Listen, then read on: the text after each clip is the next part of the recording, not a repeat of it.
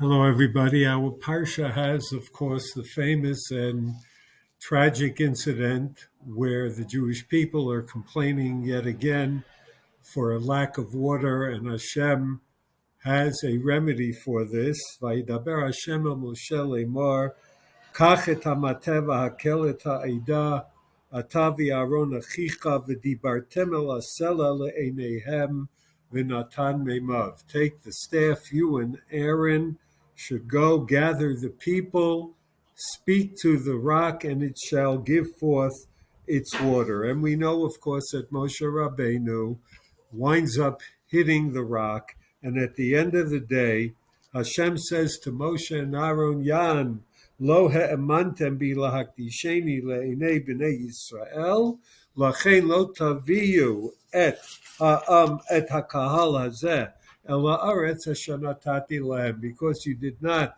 show faith in me to sanctify me in the eyes of the Jewish people, therefore you will not lead them into Eretz Yisrael. And in fact, both Moshe and Aharon die before the entry of Am Yisrael into Israel. The question is raised, what was the grievous sin here?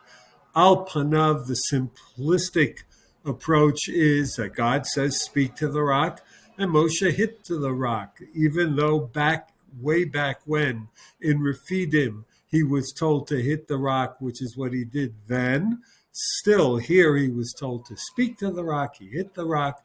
That's one explanation. Another is that he lost his patience with the Jewish people, and he said, Shimuna Hamorim, you rebellious ones, listen, and he shouldn't have spoken in such a harsh manner to them.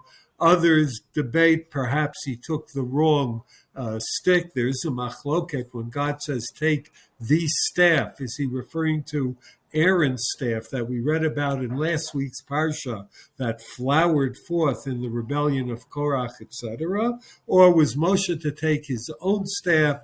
Was he perhaps told to take one staff and he took the other? There are a variety of explanations what the sin was. However, the Seforno raises a very, very interesting question, and he's not the only one. The Seforno asks, okay, God wanted Moshe to speak to the rock. Then why does he say, Kach et hamateh, and then v'dibartem el hasela? If he wasn't going to have to be using the staff in order to bring forth water from the rock, tell me, what's the big deal here? Why does he tell Moshe to take the staff? It's almost like he's setting up Moshe to fail.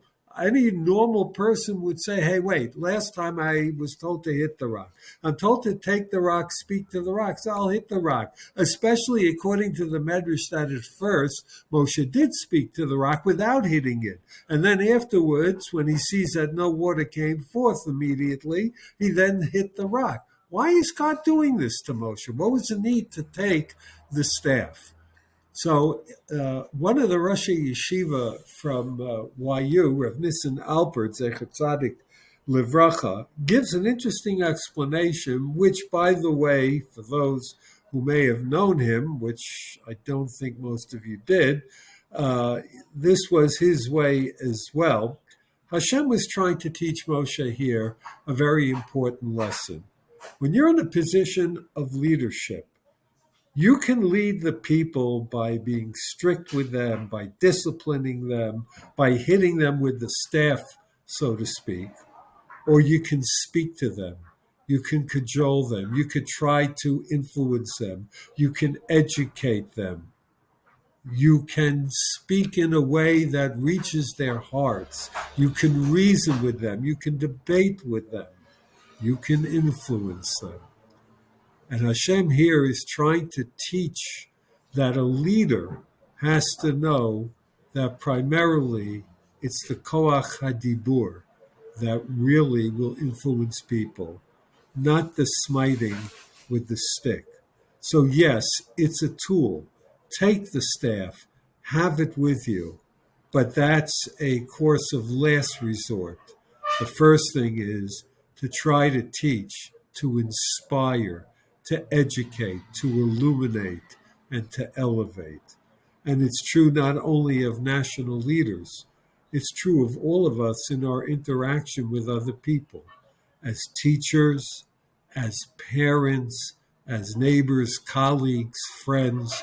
We should try to use the koach hadibur that is far more preferable to everything else. So, kachet hamateh, but v'dibartem el hasela. Even when it seems that the audience to whom you speak can be likened to a rock that hears nothing, that's not influenced normally by speech, you never know what trickles in. Someone may appear to be so obstinate, so deaf, so non responsive to your verbal entreaty, to your attempts to reason with them, that it seems to be futile. You never know what seeps through. It may not be evident immediately.